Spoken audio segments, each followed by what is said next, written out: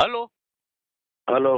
મનસુખભાઈ, હા ઉત્તમભાઈ રાઠોડ બોલું છું. મારી વાત પૂરી ન થાય ને ત્યાં લગી તમે ફોન ન કાપતા. હા તમે એક સ્ટેટમેન્ટ આપ્યું છે કે 3 મહિના પછી તમે છો ને અમે જીતો. તમે એક સંસદ તરીકે આપણા સમાજના જ લોકોને જે આ ચેલેન્જ આપો છો તે કેટલી હદે વ્યાજબી છે? કઈ બાબતનો? હવે તમારો વિડીયો ગામ આખામાં ફરે, કઈ બાબતનો શું તમે જાહેર મંચ ઉપરથી બોલો છો? હા તો પણ હું તે તો કેટલું બોલું છું એવું તો પણ હું બોલ્યું છે. તમે બોલ્યા એમાં કે 3 મહિના પછી તમે જોઈ લોજો, હું જ પાછો આવવાનો છું. પછી તમે જેટલા નડો છો આવવાનો જ છે ને, અમે જ જીતવાના, ભાજપ જ જીતવાના છે. એટલે તમને અભિમાન છે?